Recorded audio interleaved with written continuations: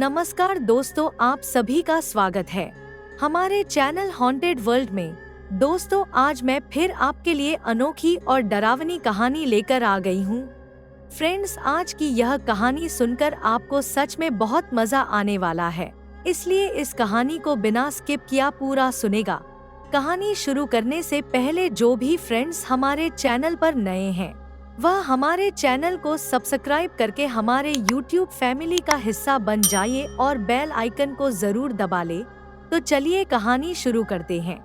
रायगढ़ के पास स्थित एक पुरानी हवेली, जिसे चौधरी हवेली के नाम से जाना जाता है, सदियों से अपने डरावने और रहस्यमय इतिहास के कारण प्रसिद्ध है।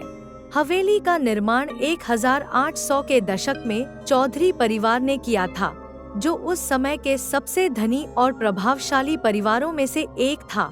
यह हवेली अपनी भव्यता, विशालकाय कमरों और सुंदर बागीचों के लिए जानी जाती थी, लेकिन समय के साथ इसका वैभव धूमिल होता गया और यह डरावने किस्सों और अंधविश्वासों का गढ़ बन गई।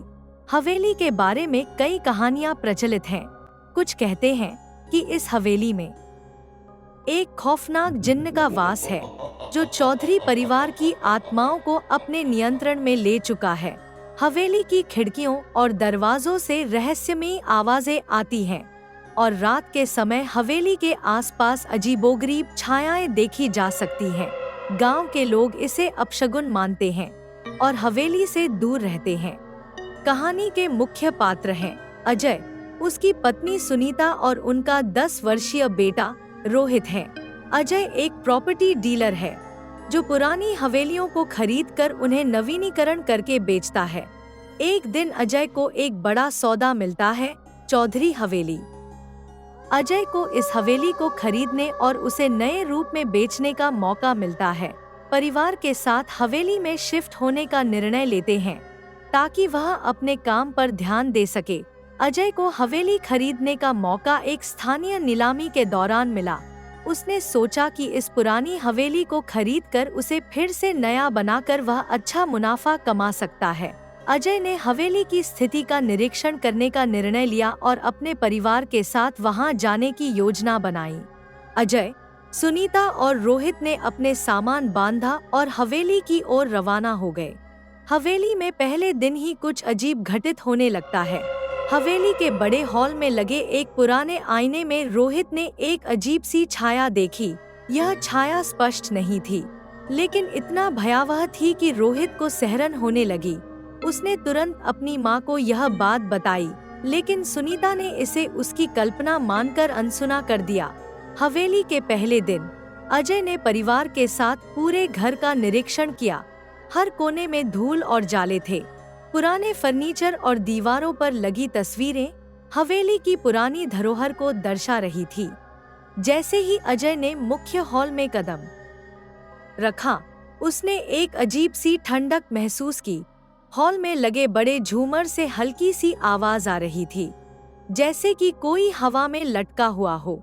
जैसे जैसे दिन बीतते गए, हवेली में अजीब घटनाएं बढ़ने लगीं।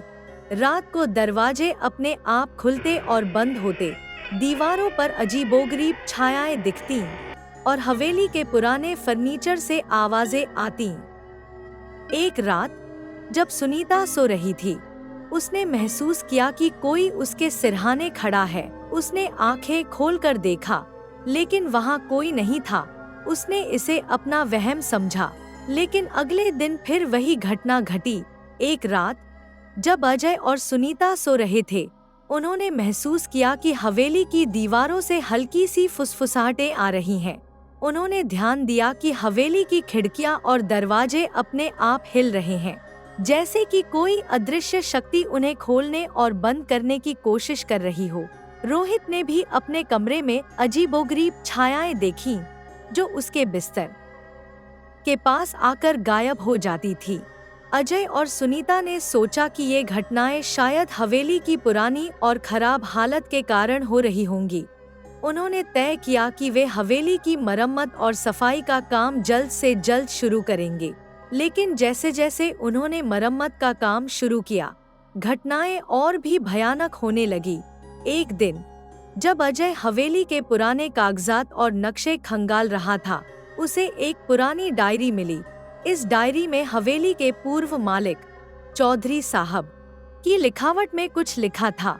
डायरी में लिखा था कि इस हवेली में एक जिन्न का वास है, जिसे चौधरी साहब ने काले जादू के माध्यम से यहाँ बुलाया था।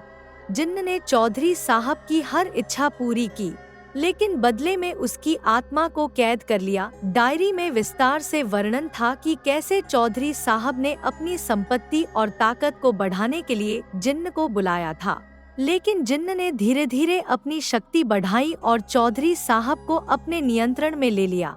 जिन्न ने हवेली को अपनी गिरफ्त में लिया और चौधरी परिवार के सभी सदस्यों को एक एक कर खत्म कर दिया।